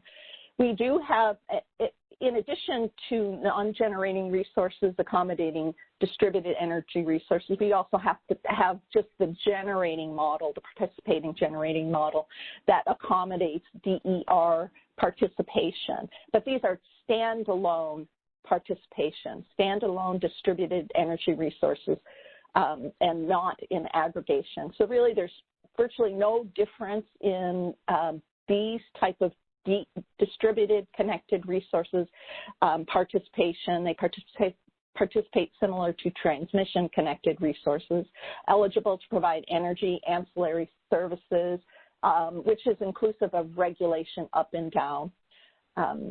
They're also they're modeled at the point of the interconnection to the transmission grid. They currently have a minimum capacity requirement of 500 kWs for conventional generation. However, the DERs that are of the storage type have a minimum size requirement of 100 kW. Now, the final column is really our distributed energy resource aggregation participation model called Distributed Energy Resource Provider. This allows DERs now to participate in aggregation. They can be a mixture of sub-resource types, so they're heterogeneous. They have a minimum participation requirement of 0.5 megawatt currently. The individual DERs within an aggregation, however, must be smaller than 1 megawatt. So that the development of this participation model really was looking at the fact that these DERs they were going to be relatively small, and they needed to aggregate to meet a minimum size requirement. So that is why this participation model limits individual sizes to 1 megawatt. If they are 1 megawatt or greater, they could participate as a standalone resource. The DERs are modeled and can be modeled across multiple P nodes, but those that are aggregate across multiple P nodes have a limited size of 20 megawatts, and we can talk a little bit more as to why that is the case. Each individual sub-resource DER can only be in one aggregation, and these aggregations must be within a sub-load aggregation point. So now moving on to slide 4, there's some specific additional DER aggregation requirements. One is that the DERs participating in net energy metering or demand response programs, retail demand response programs, are ineligible to participate in a DER aggregation. The second was touched upon in earlier conversation about these distributed energy resources have to go through a review process with the distribution companies. And this gives time, a 30-day time limit for these distribution companies to review these DER aggregations to ensure that the DERs are not in a demand response or participating in a demand response program, are not in a net energy metering resource, in another distributed energy resource aggregation, or conflict with their own tariffs, or the final one being that anything within the aggregation or the aggregation in totality would not pose a threat to safe, reliable operation of the distribution system. So one of the conditions of participation is prior to a resource, an aggregated resource, being implemented as a participating resource in the ISO, there needs to be a concurrence letter, and we call this whole process a concurrence review, which is formalized in a concurrence letter from the UDC, and that is required before that aggregation can enter the ISO's new resource implementation process. I did want to note that while the ISO has had 7 parties execute a DER provider agreement with the California ISO, there are currently no DER aggregations and have been no DER aggregations participating in the markets since the implementation of the DER provider provisions. So moving on to slide 5, this is where we start looking. Yes. Jill, sorry to interrupt. Just time check. You've got about 3 minutes, so you might measure your last few slides. Got it. So the FERC order, this is largely modeled on what we have in place for from the DERP filing. We do recognize there are a few items that we need to take a look at and we'll probably need to comply with, such as the size requirement and looking at the current requirements around our aggregation needs. These were some of the, moving on to 6, some of the bulleted challenges we've identified and that stakeholders have identified as to why we're not seeing wholesale market participation, even with these provisions in place. One is that retail programs are more attractive. We have, these programs that are really taking these DERs and they're utilizing those as means to integrate onto the distribution grid. Standalone DER requirements are very low, so they're coming in just as a standalone DER. Currently, one of the big challenges is there's currently a lack of an established methodology to determine the RA capacity value of a DER aggregation. And of course, the complexity that's being introduced with the distribution system operations and planning, that has kind of been a challenge. And finally, on the last slide, I did want to touch on some of the work that we have been doing with our distribution utilities, and this occurred shortly after these provisions were in place. We looked at interconnection processes and established what this review process might look like and how that would integrate with these interconnection processes as well as the ISO's NRI process. We've also done some review of use cases and developed a very manual kind of first step in type of process for establishing communication of a DER aggregations availability between the utility, the DER provider, and the ISO. And then finally,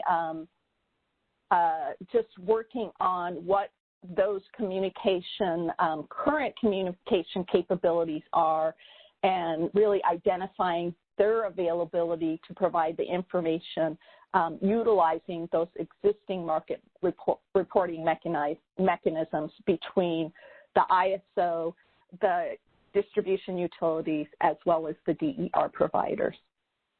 So hopefully I'm within my time frame, and that is the presentation. Yeah, you did awesome and great information, Jill. Thank you so much for, I know in California you all have a bit more experience than some jurisdictions in terms of the amount of DER that's already in the system. And so knowing how you all are looking at it, processes you have in place, the interactions you're having, that's very helpful. I do want to take a chance, if there are 1 or 2 clarifying questions, we'll work in just a couple here before we move to a PJM perspective. So if you have a burning question, you want to come off of mute, *6, and ask Jill. We'll take a minute or 2 for those. Hello, this is Flora Flicht. Just a quick clarifying question. What does NRI stand for? You said the ISO NRI process integration? That is the California ISO's new resource implementation process.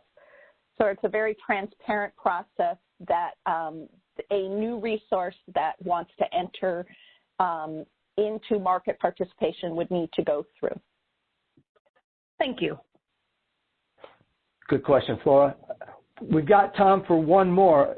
Any other clarifying question for Jill from the committee? Jill, could you talk a little bit more about the communication and system requirements as the ISO, the distribution utilities, and the DER aggregators coordinate? Yeah. So we did. So shortly after the implementation of these provisions, we really worked with the distribution utilities, established a working group, started to really get into some details about what current communication pathways are available. So the emphasis in terms of today, if a DER aggregator were to bring an aggregation to participation, would be the use of those current and existing market reporting mechanisms. And we found that there were some that we could utilize from demand response participation in terms of sharing information about actual dispatches of those demand response resources, sharing of actual dispatch information for the DERs. That doesn't mean that we don't want to look into this a little bit more detailed. So really, you know, we have in place what we have in place today.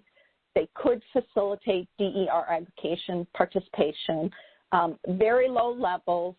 Some of these are manual processes, but we are definitely involved in the broader discussion of a more standardized, more meaningful, more automated communication efforts in the transmission, distribution, operation coordination.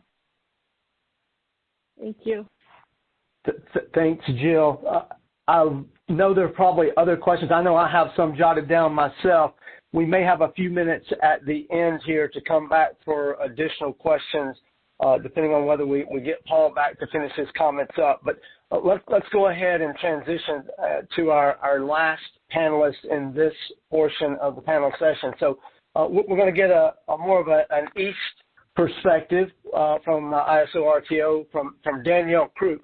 Danielle's a senior lead market design specialist in the Market Design and Economics Department at PJM, where she's involved in a variety of initiatives for the market operations of PJM's wholesale electricity markets. Her work recently has focused on market evolution initiatives related to energy storage and distributed energy technologies participating in the PJM markets. So, Danielle, if you can come off of mute, *6, let us know that you're there.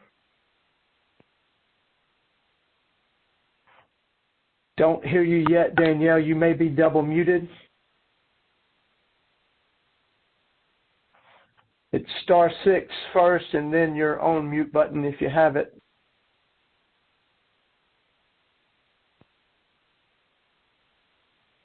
Can you hear me now, Daniel?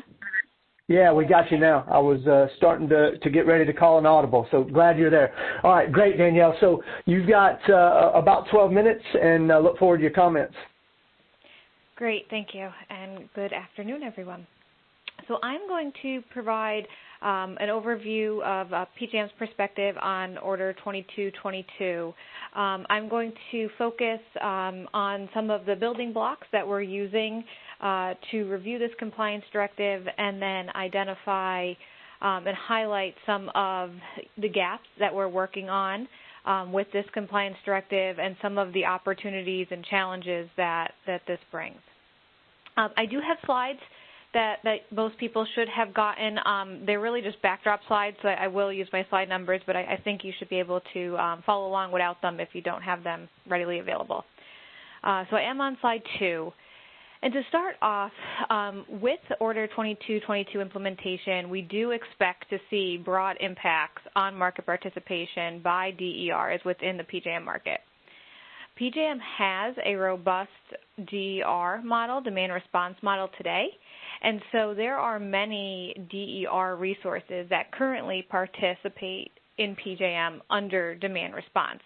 However, there are some gaps or shortfalls to all of the distribution resources when you look at our demand response program. Today, resources under demand response cannot inject onto the system, and so Order 2222 is really bringing forward the front-of-the-meter resources that are on distribution, resources that may be behind a meter but injecting, and then other distributed resources like solar, for instance. So we do have a model for demand response that is really a building block for the implementation of DER aggregations, but there are a number of areas that we'll need to work through to allow this broader participation that this order brings. One of the big lifts and challenges, and I think we've already heard this a few times on this panel, is the new collaboration paradigm between the RTO, or PJM in this case, and the utilities, the states, and the aggregators. And specifically in PJM, we have multi-states, many utilities. And so the challenge here is looking at a framework and a coordination platform that can be applicable across all of the different utilities and states. There are many different interconnection requirements.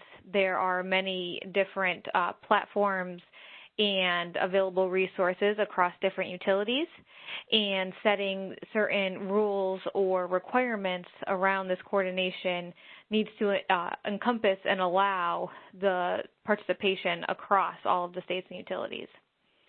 We've been talking with our stakeholders and all of the EDCs and states within PJM. We have a robust stakeholder process for members to work through these issues. We have been talking about the utility review process. Going back to our demand response model, we have an established process that checks a lot of the registration-like information, location, and resource type. But there'll need to be an additional layer of utility review with these DER aggregations. A big piece of this is the different operations that the aggregations will bring, especially with the injections onto the distribution system. So we're talking through different studies that may be necessary for reliability. We've also been talking about the shift from PJM studying these resources in a more typical sense to the utilities under the state interconnection rules studying the resources for participation in PJM markets going forward. So working across all of those areas with the utilities and the states is definitely a challenge, but it's also important that we get it right. Obviously, reliability of both the transmission system and the distribution system is at the forefront of these discussions. And when you start talking about real-time coordination and operation of these resources, having the visibility and the understanding of the dispatch and the impacts on the system also become very important. We have spent much time already working through the scenarios of necessary switchings and reconfigurations on the distribution system and how that will impact both reliability, or to ensure it will not impact reliability, and then how it will impact the aggregators' participation in the wholesale markets. Switching gears a little bit, moving to slide 3, the other larger area, if you will, that we are looking at balancing priorities and making sure that the participation models both allow for participation of these DER aggregations while also ensuring reliability is on the technical side. So really looking at some of the directives that came in the order, locational requirements, metering and telemetry, sizing requirements, and ensuring that we have balance between all of those to safely and reliably operate the system.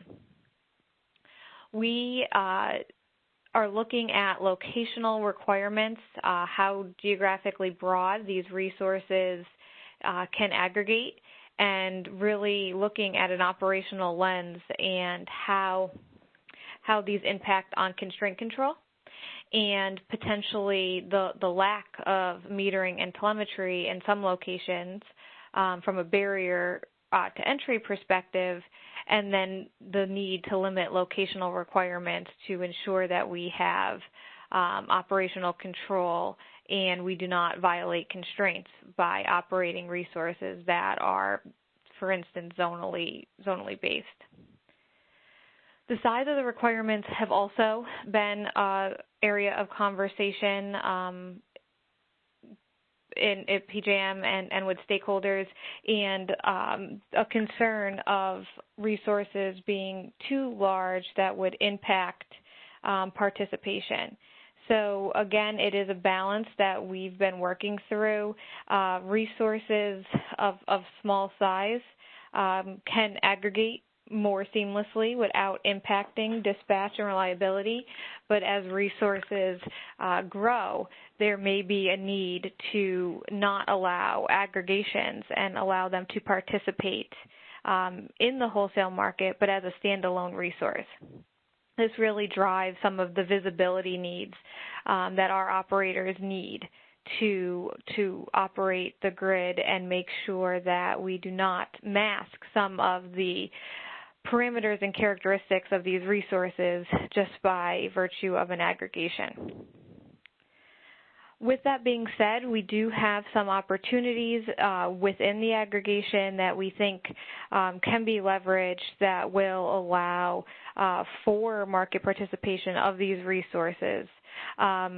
Essentially keeping the interconnection, the locational, the sizing requirements small from a visibility and interconnection perspective, but allowing some larger aggregations from a performance perspective. There are areas within PJM markets, capacity, ancillary services for specific examples that are done on a broader level. We have zonal regulation requirements, for example. We have broader zonal-based capacity requirements, and so we could allow some of the aggregation to happen from a performance perspective while still managing and balancing the need for a nodal or close to nodal dispatch to ensure safety and reliability. The nodal dispatch is also something to highlight as far as really being important from a transmission or an RTO perspective, but also going down to the distribution layer. We started thinking about this as, impacts to our system and how geographically broad PJM specifically can allow these resources. But as we continued discussions with our utilities, with our stakeholders, it became clear that the challenges absolutely trickle down into the distribution system as well. And so to really summarize, it is, I think, the biggest effort that we have and challenges we'll face and opportunities to really integrate these DER resources seamlessly to work between the RTOs and the utilities and ensure that we have clear communication and control between the transmission and the distribution systems.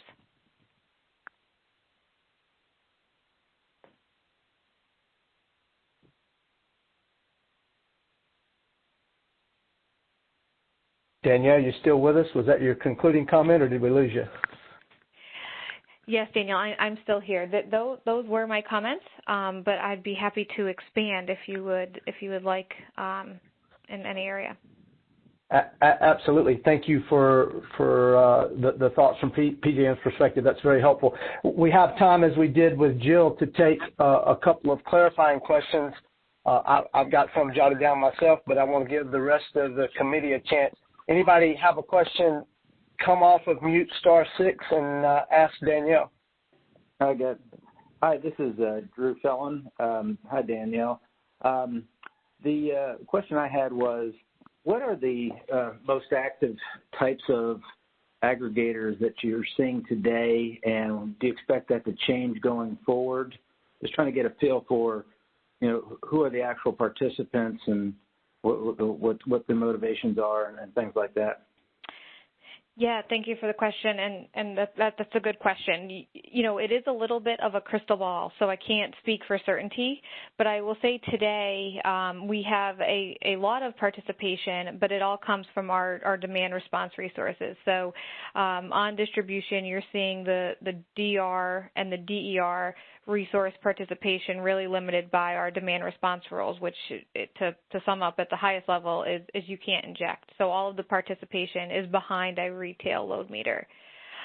In the future, and with the implementation of 2222, we expect to see increases in the EV space, electric vehicle space. We expect to see solar potentially participating in our markets.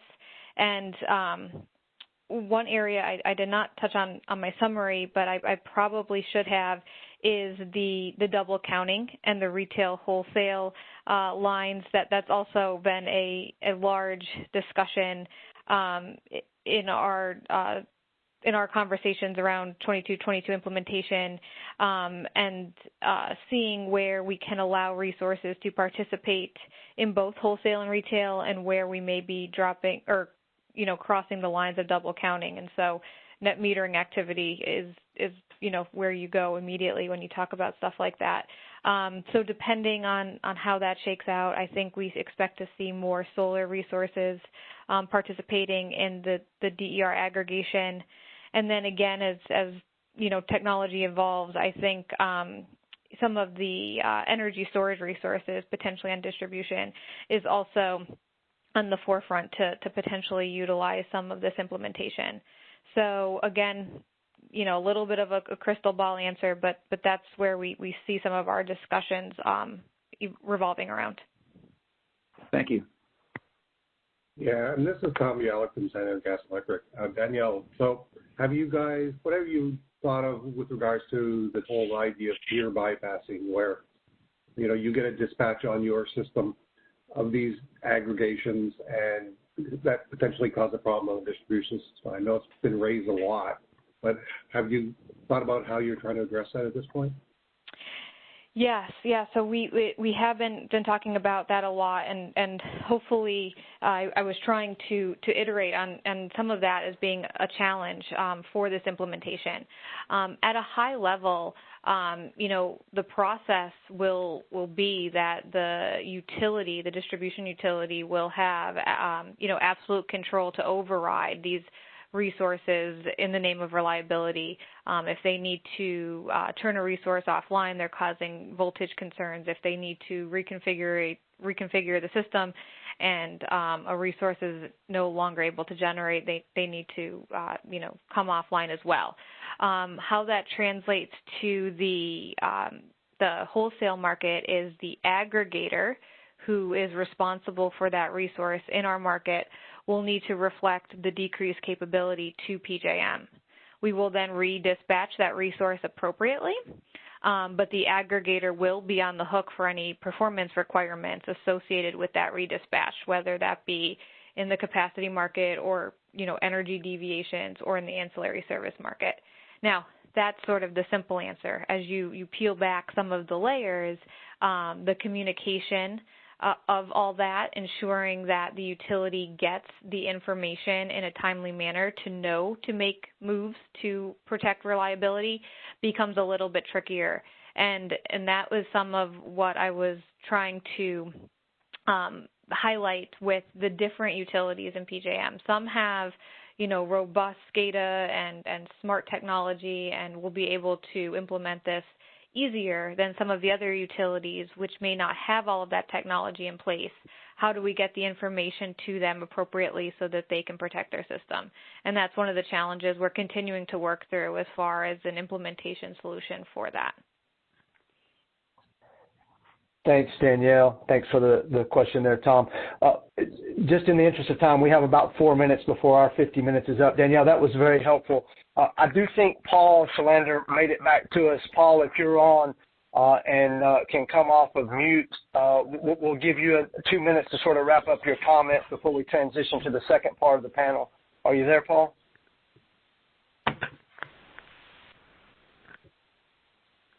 It's *6 to come off mute if you're there, Paul. Can you hear me? Yeah, got you now. So Paul, we lost you. We lost you as you were talking about the no opt-out provision for the states and some of the concern there. If you could sort of wrap that up with whatever else you were wanting to make in maybe 2 minutes, we'll be good. Yeah, I'll do my best. And by the way, if we as state regulators still had authority over telephones, maybe I'd have some recourse on that drop call. On the opt-out considerations, I think pretty simply put, when we look at previous FERC orders, we did get an opt-out, and we were looking for consistency with this order, and we didn't get that provision. And some people would say, all right, you didn't get that. Why didn't you take this to the courts? And the real reason for that was the only time you go to the courts is when you actually think you can win. And there was already a district court case that was coming down on an almost identical issue that ruled in FERC's favor, that essentially allowed them to deal with generation resources that were on the distribution side that impacted the wholesale markets. So this wasn't one we could win. And from NARUC's perspective, you sit back and say, look, the future of any of our success is not going to be predicated on throwing a rock through FERC's window and then expecting them to invite us in for dinner afterwards. And frivolous filings don't get us anywhere. The key point is that I think from our perspective as state regulators, we can and should take this as a message that we need to do a better job in our outreach with our federal counterparts, and we need to actualize the concept of cooperative federalism. Don't talk about it. Don't think that just because we've had good relations in the past that we can just sit on our laurels. We've got to continually work with that. And when I bring up the subject of cooperative federalism, I think of it as an infant that never grows up. And like a baby, it requires constant nurturing to survive. So we need to be vigilant in that effort. And I think some of the early conversations we've had with FERC in the new administration are positive, and we need to move forward with that because there's still a lot of work that needs to be done on this specific issue, as was described by some of the other panel participants. The last thing that I want to share, and again, I appreciate you letting me have this opportunity, is that in full disclosure, I'm from a state that is not in an ISO or an RTO. So the big question is, why do I care? And the reason is really simple. Every electric utility that I regulate is moving in that direction, whether it's through the energy imbalance market through the CAISO, or whether it's looking at developing a future day-ahead market, and ultimately trying to get into an ISO. So these decisions that are happening now at FERC, while they don't directly impact the utilities I regulate, there's a good chance they will. So that's, in fact, why I think all of us as state regulators, even if we're not on RPOs, need to be paying pretty close attention to this and really step up our desire to utilize our advocacy role in future proceedings. So with that, I want to thank you very much again, and I apologize for dropping off. I'm hopeful you didn't hear any of the colorful expletives that I was uttering. We were beeping you in real time there, Paul. No worries at all. So appreciate the comments. What I do want to do, we're right at our 50-minute mark. So I know some of you probably have very burning questions for Paul, and maybe questions we didn't get to for Jill and Danielle as well. If you would, just jot those down, and when we come back after the break in another 50 minutes, we will have a very vigorous Q&A session. So write those down. We are going to go ahead and transition to the second half of our panel. So first part of the panel, we got the regulatory perspective from the states. We got the ISO RTO Council. And I'm going to ask you, if you have come off of mute, go ahead and put yourself back on mute. We can hear some background noise, and it makes it difficult for the conversation, so please do that. But we're going to go ahead and transition to perspectives from the distribution utility. Daniel, as we are transitioning here, I think what we're going to do is insert a break because Chris he was able to get a new room on the WebEx.